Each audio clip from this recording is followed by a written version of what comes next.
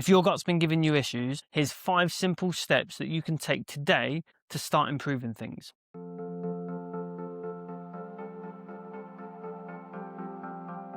The first thing is consuming fruit in the mornings. Fruit contains fiber, lots of vitamins and minerals, and it contains a lot of water as well. So hydration when we wake up is really important. That's why the first thing we want to do when we wake up is normally go to the toilet. So the first thing we want to do is replenish that lost fluid. Fruit is a great way to start your day. The second point, and I've mentioned this before, is including a vegetable with every meal. So vegetables obviously contain fiber. Fiber is the thing that we're looking to consume quite a lot of to improve our gut health. So if we can include a portion with every meal that we have, we are continuously feeding that microbiome the fuel that it needs in order to thrive. The third point is cutting out sugary fizzy drinks. Now the reason for this is because the gas in fizzy drinks can cause discomfort in the gut, but the most important thing is that the sugar in these drinks actually leads to dysbiosis. So this is the thing that we are really trying to control in IBD.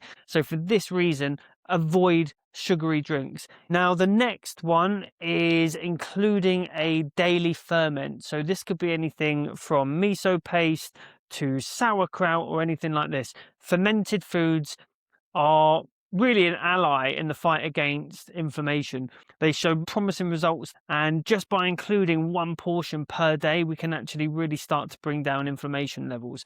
Now, one thing that's worth paying attention to with this is that if you have any histamine issues, ferments can cause you problems. So this would be worth exploring more if you do have a histamine intolerance or a histamine problem.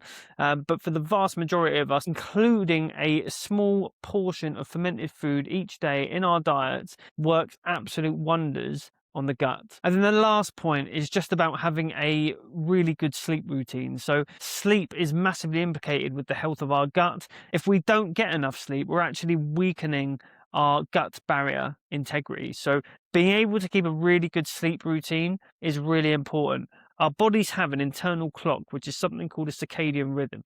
And it essentially means that we work in tandem with the earth. So as the sun rises, we rise, and as it goes to bed, we start to get sleepy. So if we keep that routine and we keep a solid sleep routine, the chances that we're going to get better rest, and that better rest means the state of our gut, the gut barrier integrity, all of that is improved by good sleep.